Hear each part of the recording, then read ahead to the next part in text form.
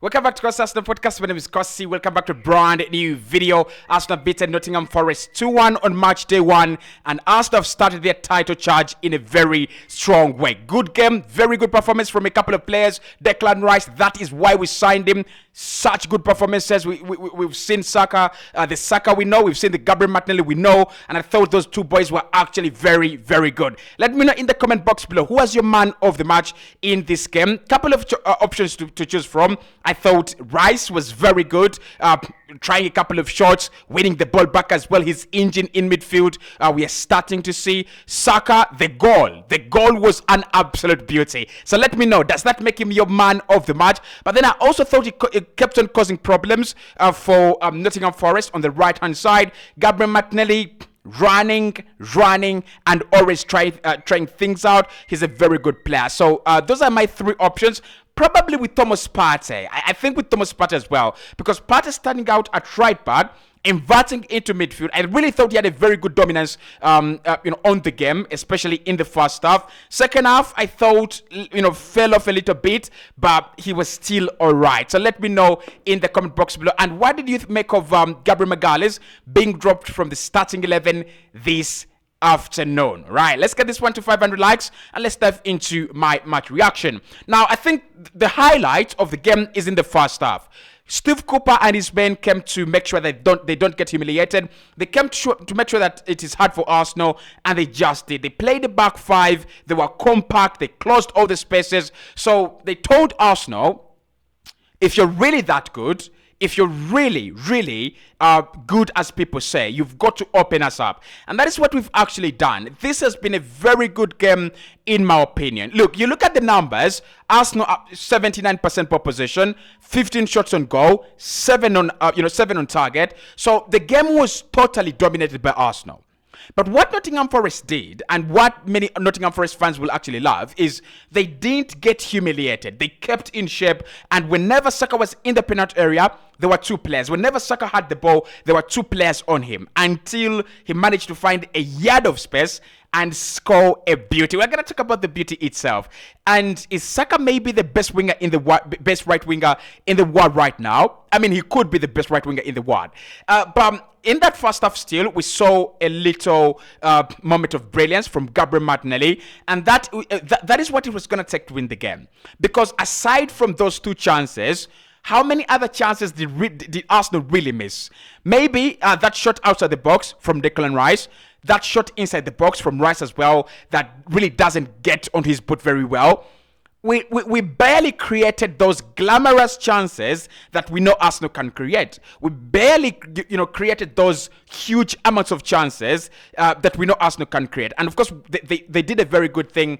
They stopped Odegaard. For them, that's a very good thing. For us, that was actually a negative, because when you stop Martin Odegaard, you've literally put a nail in our coffin. You've literally told Arsenal you're not going to create in this game. But in the first half, there is a summary of what Arsenal are going to do this season. What do we do when we play a low block? I said it when we're doing the match preview, that when Arsenal play a low block this season, we will use Kai Havertz, but we also need to use our individual brilliance lots of the time. That's what we have seen. It's a game that has been defined by two moments. The Bukayo Saka goal, which I do not know in which locker he actually pulled that, but that was special, boy, oh boy. That was very good. That was very special. He pulled out of his locker, gets that bends it very well into the top corner, and Matt Turner, my man, doesn't really have anything to do about that. But let's talk about the brilliance of Saka throughout the game. The goal is good. He's unplayable. We know he's always got to be on point. Is he the best right winger in the world? Top 5. I would say top 5. Top 5 best wingers in the world. Saka is about there. He's in that category, really. And I think that goal has actually won us the league. Won us the game. Sorry, not the league, but, the game. Gabriel Martinelli's, assist for Eddie Nketiah doesn't get talked about enough. That was necessary. That was needed. Actually, I think the skill from Gabriel Martinelli was more needed as compared to what we got from Saka, because Saka's goal was second, and yes, we won 2-1, and therefore the goal was very important.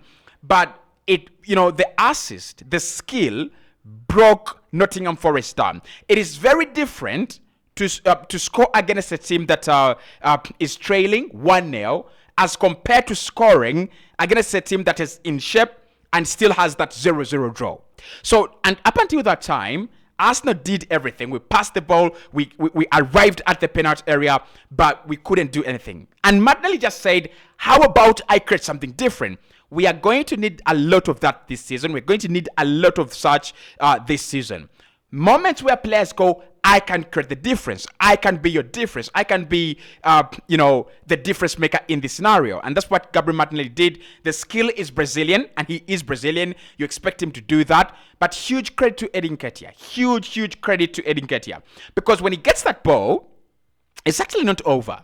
He has around 1 or 2 players to beat and then get that ball into the back of the net past Martana.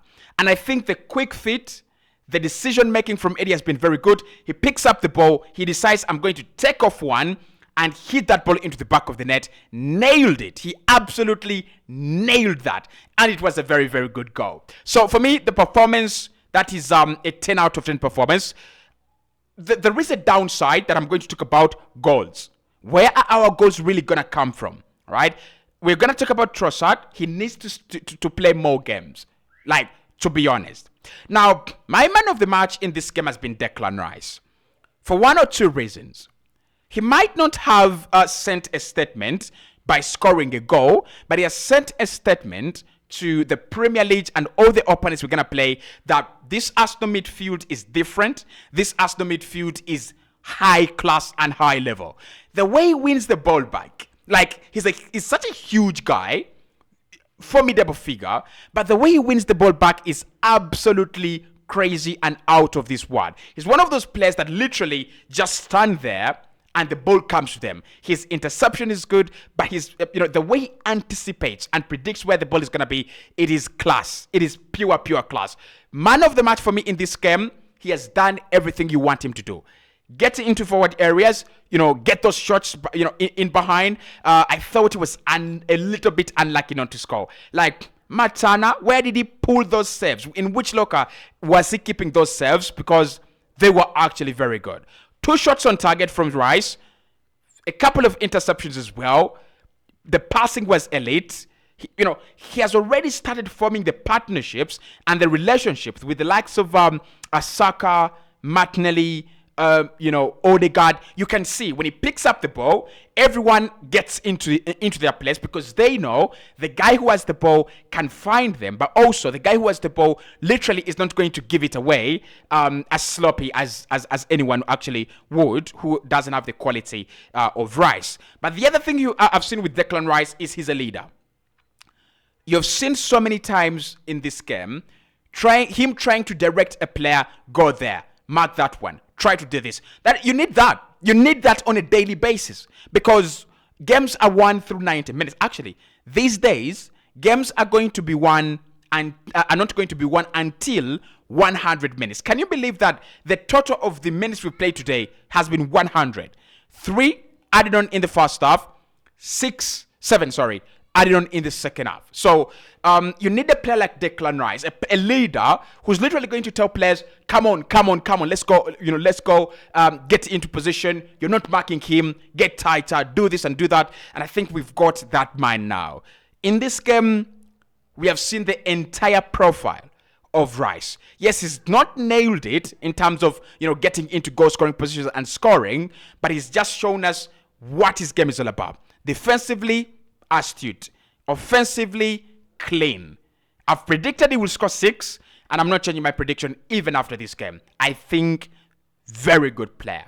Now, let's talk about 1 or 2 more players, and then we'll get into my worry with goals. And those 2 players are Thomas Partey playing out of position, not out of position, but the way he played, and Gabriel Magalhaes, by the way.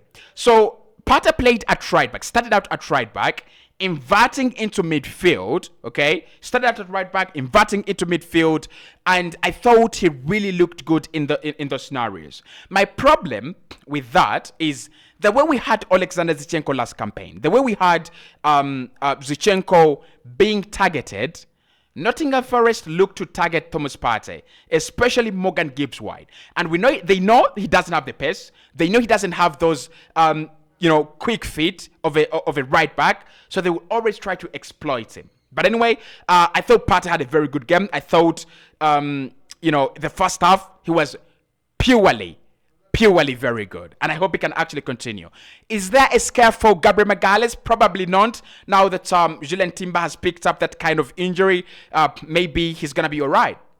Okay, maybe he'll be all right. Maybe he will be playing more minutes now. But what we have seen today, Mikel Arteta is trying to reduce players that give him the headache of mistakes to playing almost a flawless system. He's trying to play 11 players that are not going to commit mistakes, 11 players that are just going to be fluid throughout the game. Now, let's talk about one point, and that is goals. Where are our goals going to come from? In this game, these were our numbers, all right? Arsenal managed 15 shots on goal, 7 on target, 79% ball possession, 763 touches, 90% ball patching accuracy, and yet we only scored 2 goals. The scare with this is one. It doesn't look like we are that creative, and it doesn't look like anyone is prepared to score the goal for us. I'm not going to say we need a striker again because it will be boring on this channel, but I'm going to say we need someone who can give us the goals. You can't dominate games up to 79% ball possession, 15 shots. If you get 15 shots on goal, you should score 4 of those, okay? I think that is an area for Mikel Arteta to think about. That is an area for Mikel Arteta to actually address. Good game. Come on, you guys.